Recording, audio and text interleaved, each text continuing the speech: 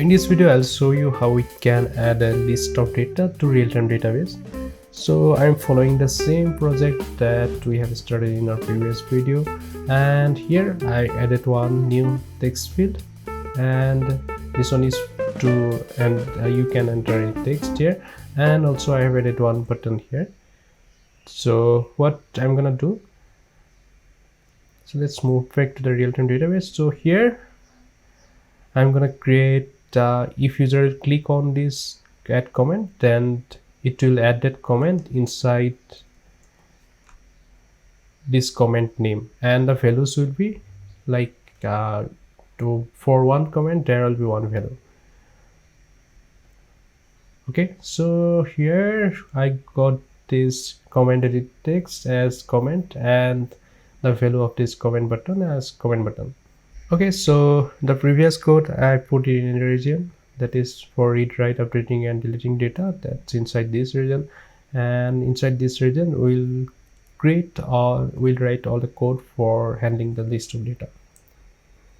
Okay, the first thing I'm gonna create one model class that will be similar to this class, data class.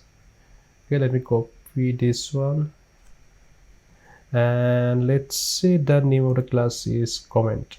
Right click, new, Kotlin class file, and comment, and you can also select this data class. Okay, let me paste it here. So for each comment I'm gonna get the user ID, and that's of type string, and the default value is an empty string, and the value that I'm gonna get for this, it's the comment, and also it's a string.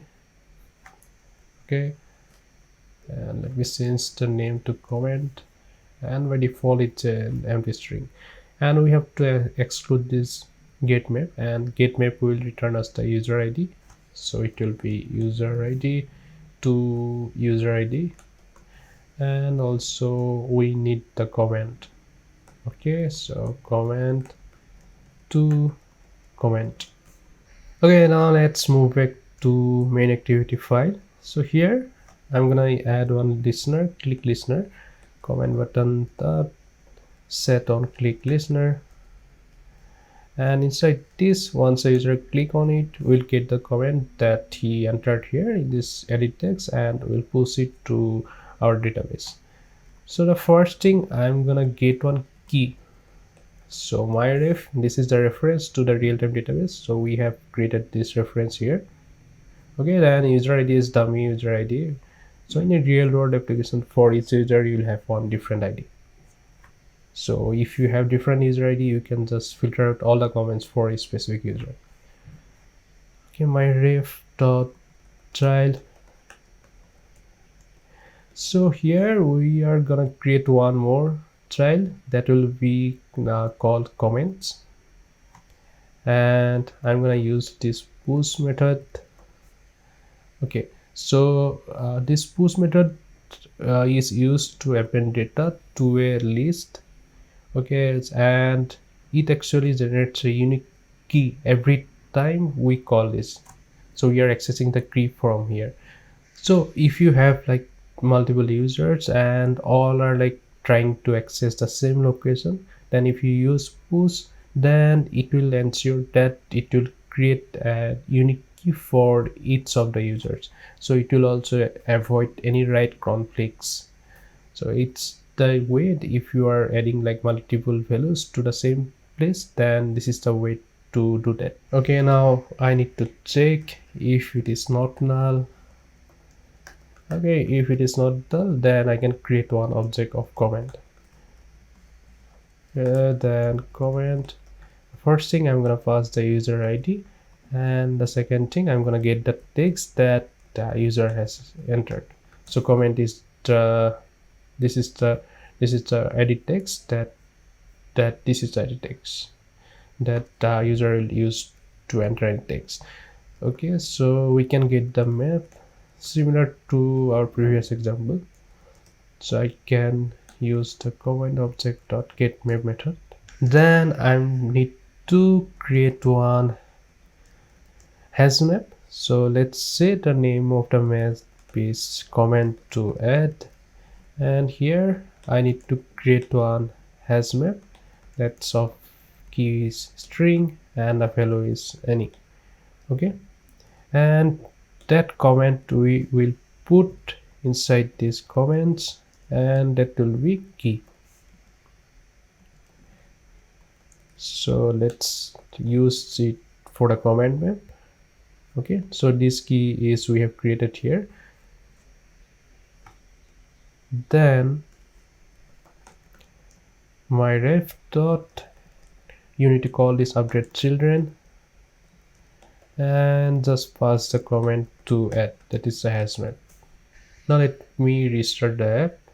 Okay, now let me add one comment here, adding a comment, and here if I click on this add comment, then it should add that comment. So here you can see that for a unique key we have this comment, and user ID is the dummy user ID.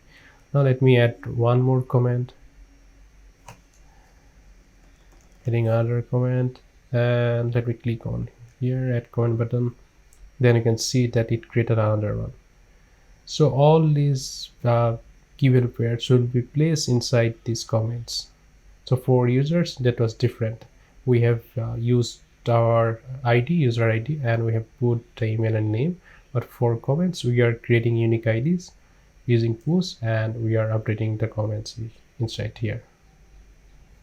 Okay, now let's see how we can add one listener, that is for success, or if we are removing any elements from these comments, or if we are changing the position of these comments, then we can add one listener. And let me create one region here, list data listener. Okay,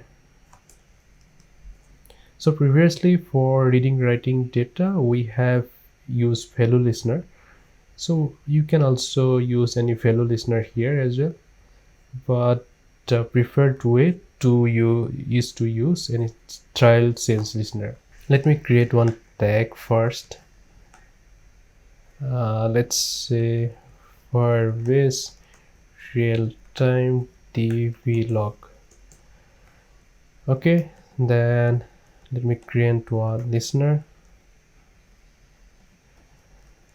It's of type child event listener, and we will have to implement some method. One is called one child add, so it will be called once any child is added. Okay, so if you are showing a list of comments, then if some other user added one comment, then you will get one callback here, and listening to this callback you can add that comment to your list. The first thing we need to get the key.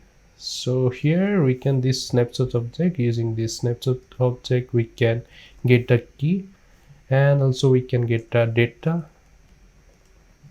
equal to snapshot dot get value, and it's of type comment, right? So we can pass the comment here. Okay, let me print this. So tag on child added key is key, and comment is data. Similarly, we'll have to override another method. It's called on child sensed, and let me copy paste it here. This is the same thing on child sensed, and here I'm gonna give it on child sensed, and also we have on child removed. Let me copy paste this data. Okay, and this one is for on child remove. Okay, we have one more, it's called on child moved. Okay, let me copy paste it from here. Then okay, then this is on child moved. Okay, done. Then we have to attach this listener to our this comments child. So we can get it as myref.child and pass the name of this child. It's called comments, and add child events listener, and you can pass this listener comment listener. Okay, so if you are using any listener like this, if you add it for multiple times, then you will get callbacks on multiple places. So make sure that you are adding it only for one time, and also make sure that you call the remove event listener method. So it's remove event listener. So it will remove the listener. So if this activity is closed or if the activity is destroyed, you need to call this remove event listener to remove that listener. Okay, so this remove without, if you don't call remove event listener, then it will not be automatically removed. Okay, now let me again restart the app. It's showing some error here.